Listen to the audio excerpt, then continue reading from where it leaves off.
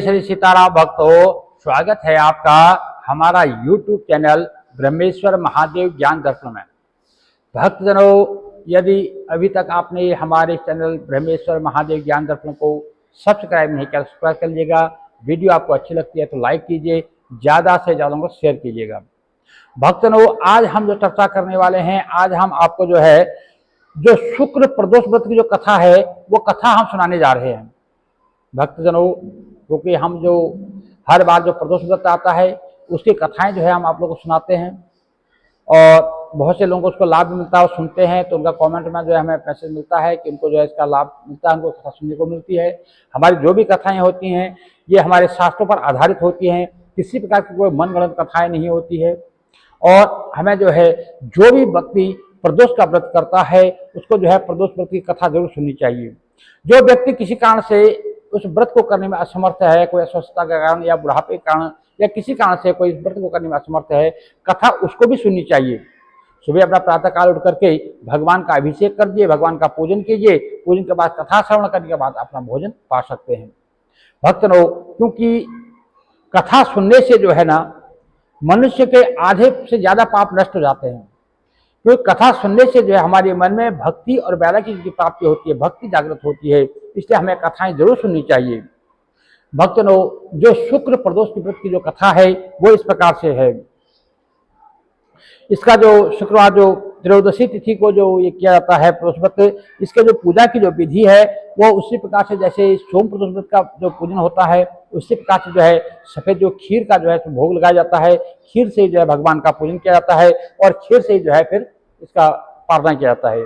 तो सूर्य जी महाराज बोले कि प्राचीन काल की बात है, एक नगर में तीन मित्र रहा करते थे, तीन दोस्त थे और वो तीनों में बहुत घनिष्ठ मित्रता थी। तीनों मित्र थे।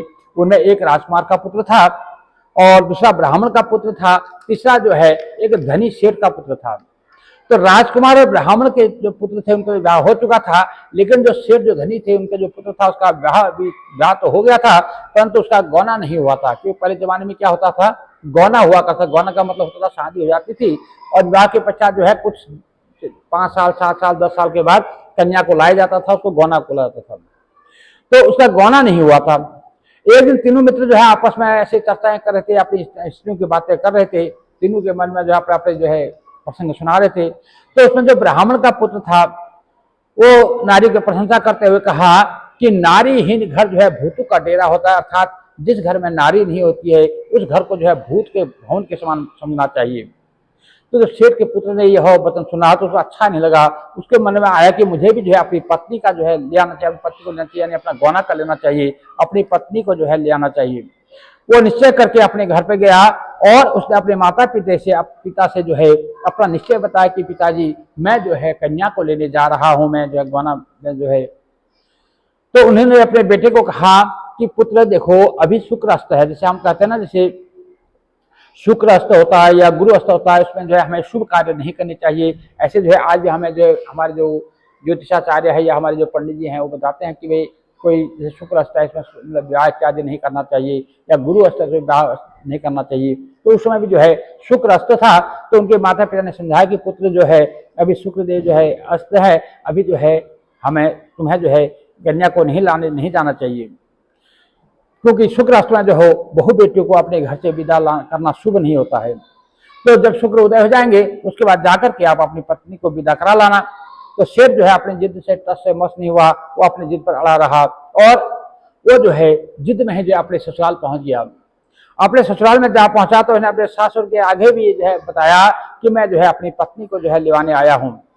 तो उन्हें उसे समझाने बहुत कोशिश की कि अभी शुक्रदेव अस्त है, अभी कन्या को हम विदा नहीं कर सकते, परंतु वह नहीं माना। तो उन्होंने विवश होकर के कन्या को उसके साथ विदा कर दिया।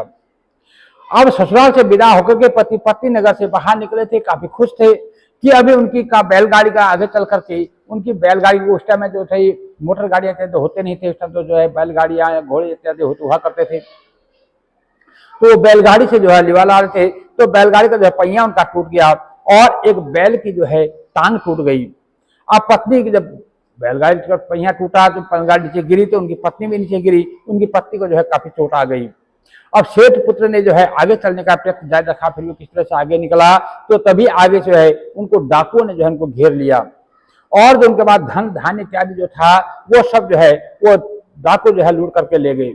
अब सेठ का पुत्र जो है अपनी पत्नी से दौड़ता फिरता हुआ अपने घर पहुंचा, लेकिन क्या हुआ, घर जाते ही जो सेठ का जो पुत्र था उसको एक काले सांप ने जो है उसको डस लिया। अब उसके पिता ने जो है वहां पर वैद्यों को बुलाया, और जब वैद्यों ने उनको देखा, देखने के बाद ने घोषणा की कि तुम्हारा पुत्र को जो है जहर चढ़ गया, इसको जो सांप का जो विष है इसके शरीर में प्रवेश कर चुका है, शरीर में प्रवेश कर चुका है, ये जो है 3 दिन में जो है मर जाएगा, 3 दिन के बाद इसकी मृत्यु हो जाएगी। तो उसी समय जो है इस घटना का जब पता लगा, तो उनका जो एक दोस्त था, जो उनका मित्र था ब्राह्मण पुत्र, जब उसको इस घटना का पता लगा तो वो अपने मित्र के पास पहुंचा, तो उसने सेठ से कहा कि आप अपने जो पुत्र को, अपने पुत्र को जो है पत्नी से जो है इसके ससुराल इसको वापस भेज दो, क्योंकि अभी शुक्रदेव अस्त हैं, ऐसे में इसको जो है कन्या को लेकर नहीं आना चाहिए था, उनको जो है उसको वापस भेज दो। यह सारी बात है इसलिए आई है क्योंकि इनका जो है शुक्रास्त में जो है आपका पुत्र जो है कन्या को विदा करके लाया है, इसलिए सारी समस्याएं आई हैं। यदि ये वहां पहुंच जाएगा तो ये भी ये बच सकता है। तो ब्राह्मण के पुत्र की बातें सुनकर के सेठ को जो है बात जच गई, और उसने अपने पुत्र वधु और अपने पुत्र को जो है वापस उसके ससुराल में भेज दिया। वहां पहुंचते ही सेठ के पुत्र की हालत ठीक होने आरंभ हो गई। तत्पश्चात उन्होंने जो है वहां पर जब वहां ठीक हो गए, ठीक हुए, उसके पश्चात जब शुक्र उदय हुए, उसके बाद जो है वो अपनी कन्या को लेकर के अपने घर पर वापस आया, और उसके बाद जो है उसने जो शुक्रवार का जो प्रदोष व्रत का व्रत करने लगा, और इस प्रकार से उसने अपना जो शेष जीवन है वो आनंद पूर्वक व्यतीत किया, और अंत में वो जो है इस लोक के सारे सुखों को भोगते हुए अंत में जो शिव लोक उसने प्राप्त किया। तो इस प्रकार से भक्त लोग कभी भी जो है हमें अपने माता पिता और गुरु की वाणी बिना ही विचार करिए शुभ जानी, हमें बिना माता पिता और अपने गुरुजन की बातों पर विश्वास करना चाहिए, उनकी बातों की अवहेलना नहीं करनी चाहिए, उनकी बातों को नहीं टालना चाहिए। यदि वो कोई कारण बताते हैं, कोई काम बताते हैं, तो हमें उनकी बातें जरूर माननी चाहिए, क्योंकि जिद का जो परिणाम होता है वो अच्छा नहीं होता है, क्योंकि माता पिता जो गुरु हैं उनके जो अनुभव है, उनका जो विचार है, वही जो है हमारे लिए सबसे सर्वोपरि होता है, इसलिए हमें उनकी आज्ञा का हमेशा पालन करना चाहिए। तो इस प्रकार से सभी भक्तों को जो है ये शिव प्रदोष का व्रत करना चाहिए, शिव प्रदोष के व्रत की कथा सुननी चाहिए, और भगवान भोलेनाथ से जो है अपनी मन की इच्छा पूर्ण करने वाला जो है वर प्राप्त करना चाहिए, क्योंकि भगवान भोलेनाथ जो है अवघड़ दानी है। जब वो देते हैं तो वो ये नहीं देखते कि आगे मांगने वाला पात्र है कि कुपात्र है, इसलिए जो मांगने वाला मांगता है वो सब दे देते हैं। लेने वाले की झोलियां छोटी पड़ जाती है, परंतु भोलेनाथ ऐसे दानी है कि वो दे नहीं अघाते हैं। इसलिए भक्तों सबको जो है भगवान भोलेनाथ का पूजन करना चाहिए, भगवान हरिहर का पूजन करना चाहिए। भक्तों यदि आप हमारे इस चैनल पर नए हैं, अभी तक आपने हमारे इस चैनल ब्रह्मेश्वर महादेव ज्ञान दर्प को सब्सक्राइब नहीं किया, सब्सक्राइब कर लीजिएगा। वीडियो आपको अच्छी लगे तो इसको लाइक कीजिए, ज़्यादा से ज़्यादा लोगों को शेयर कीजिएगा। भक्तजनों आपका जो लाइक करते हैं तो वो जो हमारे लिए बहुत ज़्यादा महत्वपूर्ण होता है। आप लाइक करते हैं तभी हमें पता चल पाता है कि वीडियो आपके लिए कितने मतलब आपके काम की है। भक्तजनों इसलिए लाइक जरूर किया कीजिए।